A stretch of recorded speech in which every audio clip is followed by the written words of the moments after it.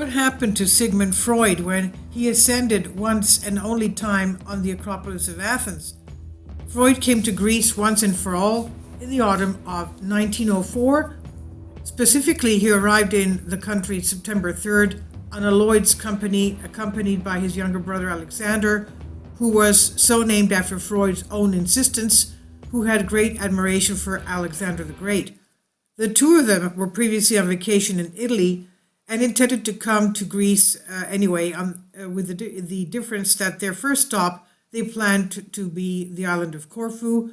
However, their plans changed when a friend of Alexander suggested Athens as the most suitable destination due to the heat that Corfu had at the time, but also to the very convenient itineraries of the Lloyd Company.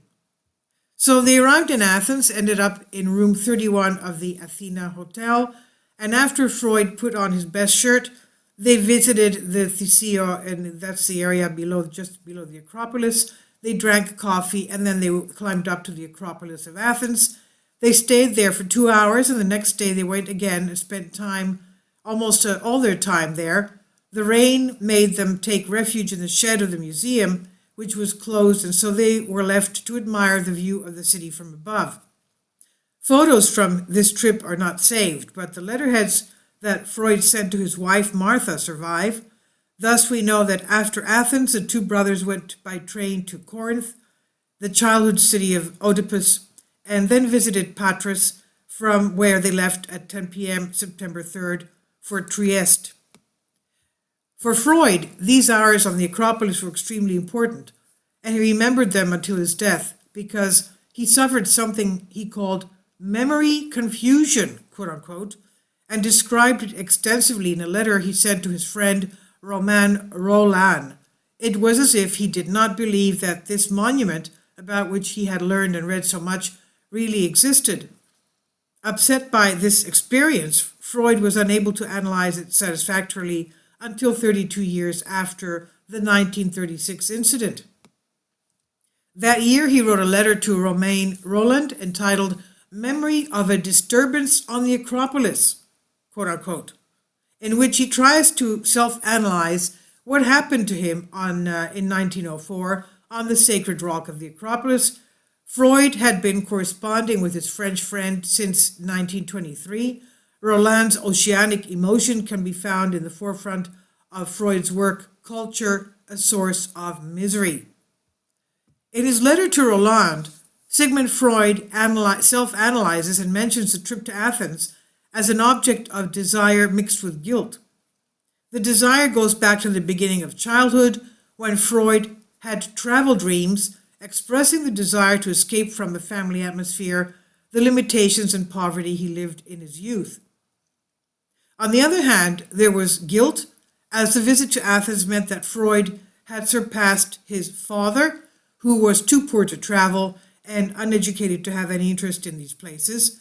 The ascent to the Acropolis in Freud's mind was the confirmation that he had surpassed his father, something a son was not allowed to do. Freud writes in his letter to Romain Rolland, I doubt if I would ever see Athens with my own eyes. To go so far to make my own way seems to me beyond my means.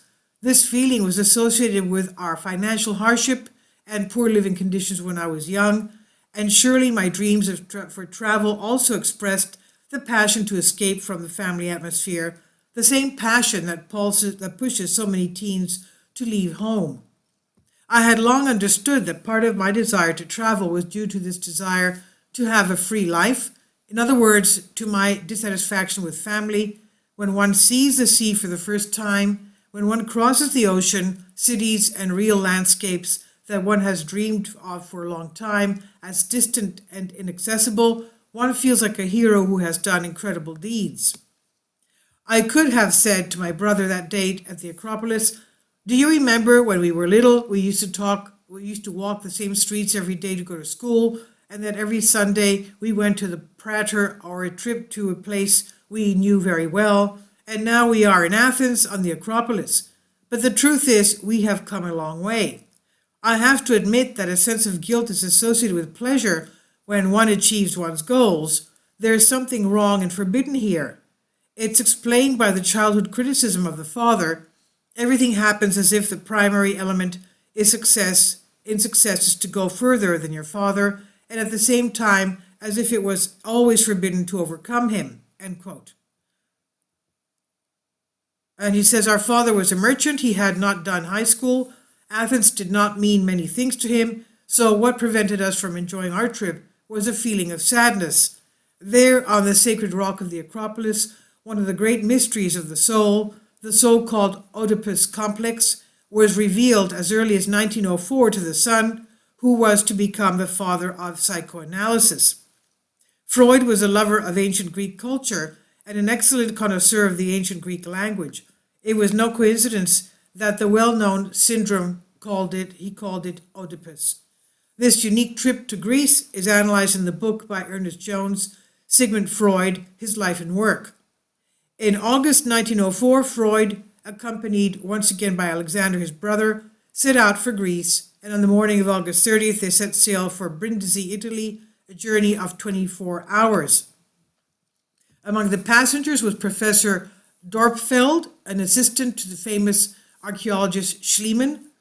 Freud looked in awe at the man who had helped discover Troy, but was too shy to approach him. The next day they stayed in Corfu for 3 hours, which Freud compared to Ragusa. He had time to visit the 2 old Venetian fortresses there. The ship arrived in Patras the next morning, continued to Piraeus at noon on September 3rd. They were in Athens. His first impression of Theseo, an unforgettable and undescribable impression. The next morning they spent 2 hours at the Acropolis, a visit for which Freud had prepared wearing his best shirt. And writing to his own, he stated that his experience there surpassed what he had ever seen or imagined, and when we recall the wealth of classical knowledge with which his spirit was endowed from his childhood and back, as well as his sensitivity to beauty, we can understand very well what the impressions meant to him. More than 20 years later, he said that the amber columns in the color of the Acropolis were the most beautiful thing he had ever seen. While standing there, he had a strange psychological experience, which he analyzed many years later in the letter to Rome and Roland. It was a strange refusal to believe in the reality of what was before his eyes, and he embarrassed his brother by asking him if it was true that he was really on the Acropolis.